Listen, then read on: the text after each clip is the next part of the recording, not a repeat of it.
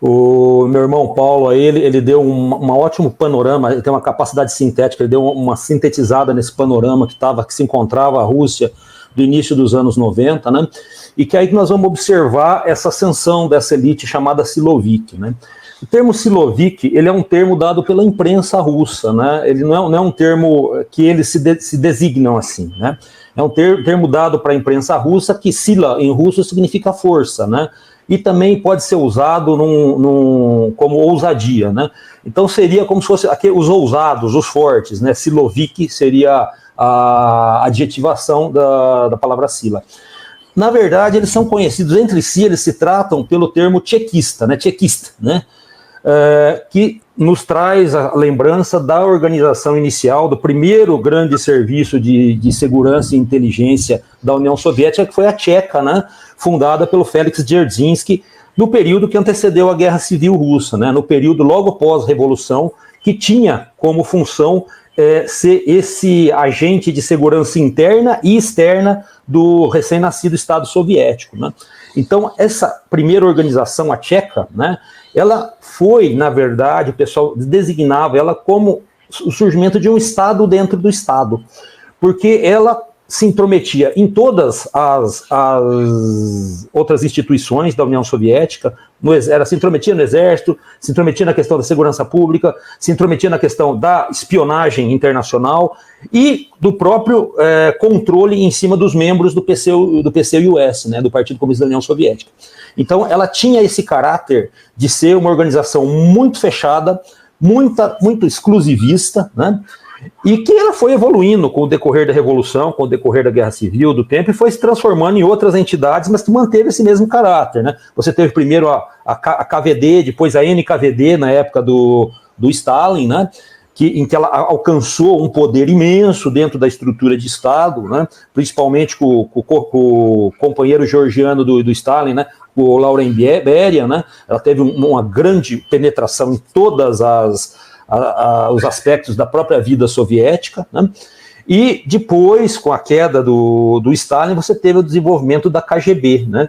E a KGB foi a herdeira dessa Tcheca. E todos aqueles que faziam parte, não só da NKVD, da KGB, da herdeira direta da Tcheca, mas que faziam parte de algum instrumento de segurança interna do Estado, que você tinha a segurança interna, por exemplo, das Forças Armadas, que era a GRU, né?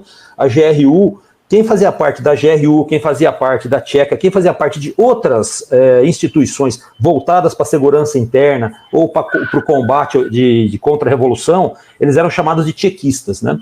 Então esse termo, ele pervadiu todo o período soviético e entrou na Rússia dos anos 90, né?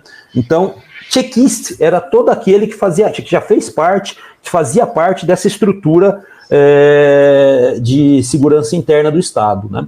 E essa estrutura, ela tinha uma característica, e ela sempre teve essa característica, de ter uma certa hereditariedade, porque normalmente o filho de um tchequista, ele tendia a entrar na carreira, a tentar entrar na carreira, também fazer parte dessas organizações, não necessariamente da mesma organização. Por exemplo, o pai poderia ser da KGB e ele ia seguir serviço militar e entrava na GRU, ou entrava no Ministério do Interior, né? Você tinha essa coisa meio fechada e até hereditária da questão dos tchequistas, né? Que depois vai se tornar o termo Siloviki, usado pela imprensa russa nos anos 90.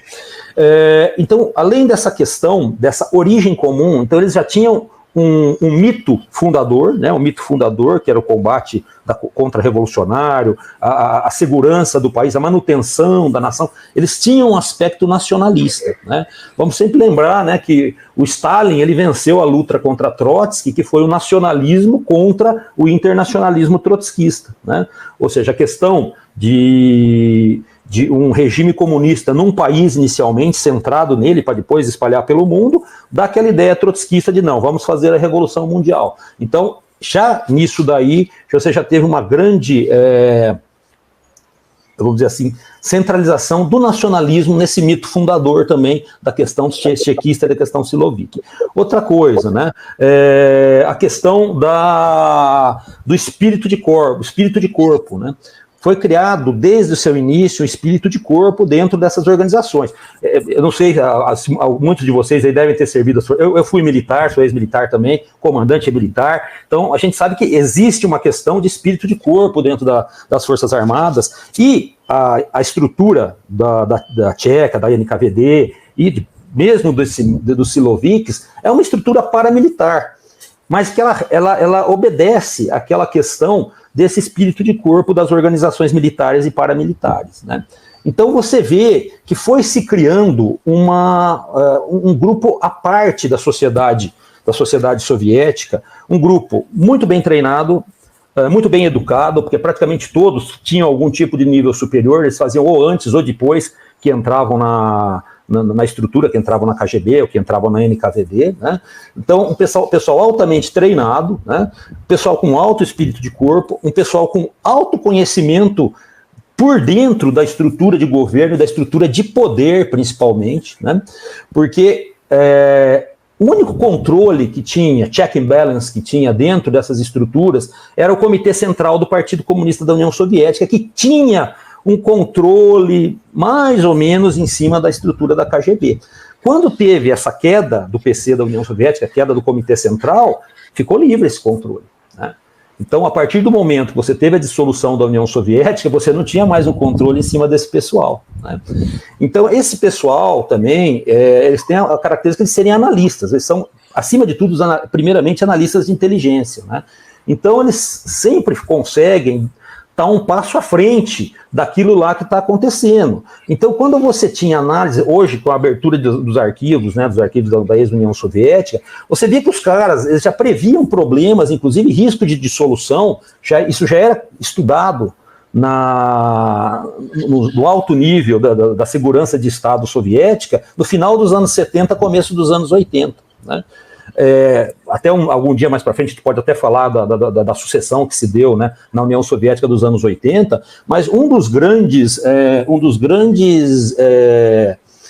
inimigos políticos do Gorbachev foi o Grigori Romanov. O Grigori Romanov, ele vinha, né, ele era um militar, mas que vinha de um apadrinhamento do Andropov, que foi um dos mais longos comandantes da KGB durante o período dos anos 60 e 70, principalmente na era Brezhnev, né? Então, um dos caras que poderia ter assumido a União Soviética e que não assumiu até por uma questão de azar, poderia ter sido um cara que talvez a história teria sido totalmente diferente, né? A gente entra naquele C, né? Mas você vê como era a questão importante desse poder que esse grupo tchequista tinha em todo esse período.